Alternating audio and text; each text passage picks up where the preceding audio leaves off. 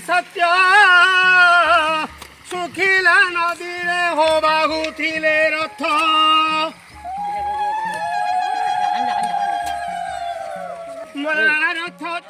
हलिया गीत ओडिया लोक साहित्यर एक अभिन्न अंग। ना एहार रचयिता किए ना एहार स्वर संयोजना काहा द्वारा होईछि ताहा एजाएं अस्पष्ट रहिछि।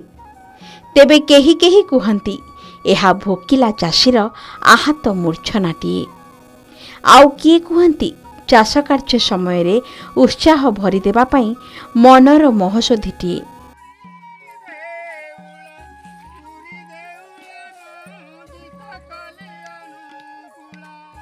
केवल पुरुष माने जमीरे हल करिबा समय रे एहा बोली थांती ताहा नुहे, बरं महिला माने मध्य धान रोइबा समय रे एहाकु गाई थांती। मझिरे मझिरे महिला चाषींक हुलहुली एही हलिया एवं धान रुआ गीतकु अधिक मात्रारे रसायनित करिथाए।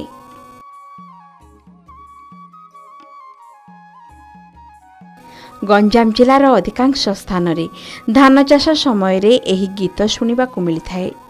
विशेष करी गंजामर प्रसिद्ध चैत्र पर्व कुहा जाउथिबा दंड यात्रा रे एही गीतर व्यवहार देखिबाकु मिलिथाए। प्रकृति परिवेश थट्टा परिहास प्रेम विरह पुराण और वास्तव जीवनर प्रतिछवि शुणिबाकु मिलिथाए एही गीतरे। ओडिया गीत ओडिया लोक साहित्यर एक मुख्य विभाग। हलियाटी प्रथमे छोट पिलारू से स्कूल बारंडाबाड़ी से प्रथमे पोढ़ गाई गोरु ये सब चराए। पोढ़ चराए विशेष कर पोढ़ एवं गोरु को चराए। चराइवा भितर से मध्य पिला मानक भितर विभिन्न प्रकार गीत गाती। जितेबाला टिके बड़ हुए जिते हल करे साहुकार ताको अधिक मूल्य दिए एवं से हल करे बिल को जाए हल करने सकाळु से किछि न खाई खाली पेटरे से जाए हल करने।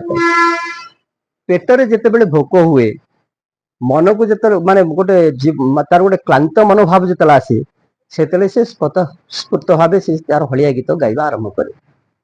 शुणी थाए घरे पुराण पाठ हुए, नृसिंह पुराण हुए, रामायण हुए, महाभारत हुए, विभिन्न प्रकार ए पुराण कथा को आधारित करिक हलिया ए सब विषय को आधारित करी से जो गीत गाए तार गोटे गाइबार गोटे पारंपरिक शैली अच्छी एवं से शैली रे से गोटे स्टाइल रे से गीत से बोले।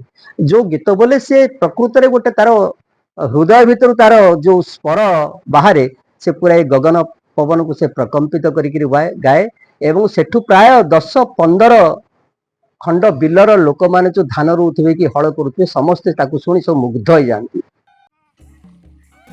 एहासह ढग ढमाड़ी रे ज्योतिपात लगाई बेसुरा कंठरे बोला जाउथिबा एही गीतर नियारा आकर्षण अनुभव होइथाए। अवश्य वर्तमान समय रे एही हलिया गीत आउ प्रायतः शुणिबाकु मिलुनी चाष क्षेत्रे।